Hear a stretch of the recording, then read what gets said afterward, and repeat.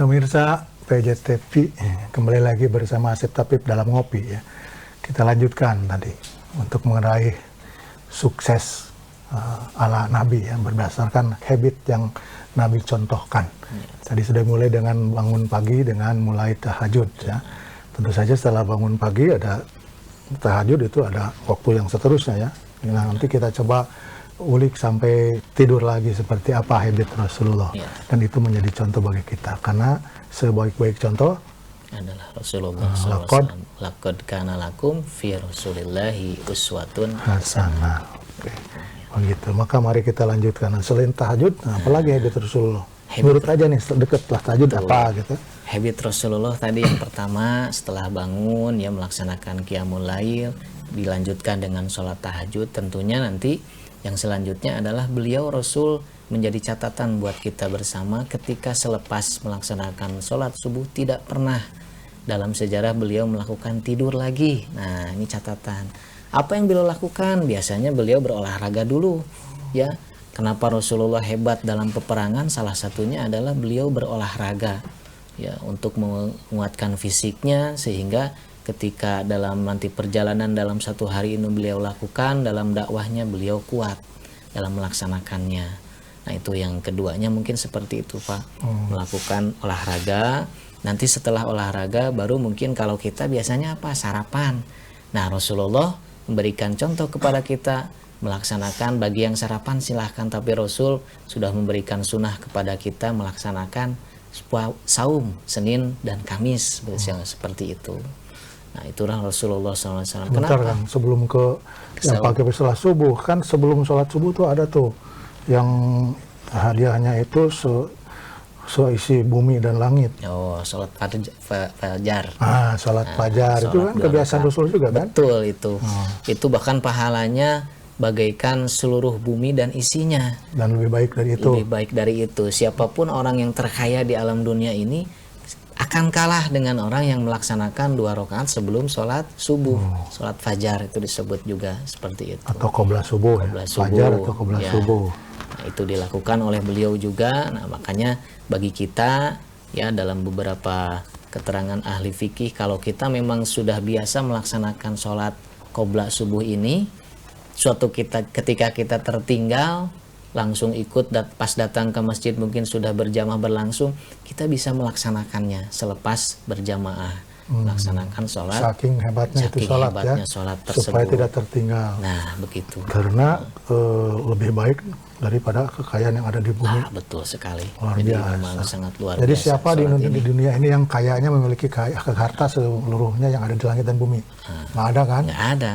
Sebut saja 9 naga misalnya di Indonesia. 9 naga, betul. Hanya paling berapa ya? Paling satu pulau ya. Nah, paling segitu. Satu pulau. Nah, kalau langit dan bumi kan seberapa pulau ya? Iya, coba kalau itu ditampakkan oleh Allah kekayaannya bagi orang yang melaksanakan, pastinya umat muslim akan berbondong-bondong mungkin melaksanakan cuma 2 rakaat ya, padahal 2 rakaat, tapi memang godaannya luar biasa. Jadi kalau dimulai dengan tahajud, kita tergolong pada kolong orang terpuji. Betul. Kemudian setelah sholat 2 rakaat qobla subuh jadi orang terkaya. Tambah sholat subuh berjamaah juga sama dengan ibadah semalaman gitu. Betul. Jadi ahli ibadah tuh luar biasa. Luar biasa. Itu baru pagi-pagi seperti ya. Itu habit Rasulullah. Belum ngapa-ngapain gitu. Nah, setelah subuh tadi tidak pernah tidur. Karena memang kalau tidur di waktu subuh tuh secara psikologis, secara medis juga kurang baik ya. Betul. Oke, jadi setelah tadi ketika beliau tidak tidur ngapain? Olahraga salah satunya ya. Itu. Ya, jadi selain juga kalau jiwanya tentu Rasul sudah dijaga oleh Allah, fisiknya pun beliau lakukan olahraga setiap hari setelah melaksanakan ibadah tadi. Jadi memang luar biasa fisik dan mental yang dimiliki oleh Rasulullah SAW. Terus ada makan pagi nggak atau sarapan? Makan pagi beliau kalau misalnya tadi sudah disampaikan kalau Senin dan Kamis biasanya beliau melaksanakan saum gitu ya. Bahkan pernah mendengar dalam satu dokter yang menyampaikan bahwa sarapan terbaik itu adalah tidak sarapan, katanya begitu.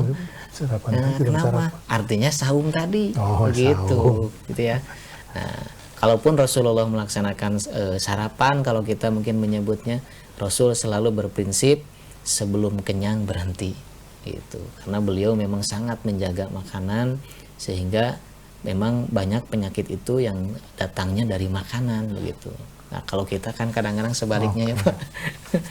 Kenyang pun kita mah masih aja terus. Nah, itu kalau Rasul tidak seperti itu. Sudah makan nasi pun masih cuci mulutnya roti ya. Nah, itu Setelah roti tambah gorengan.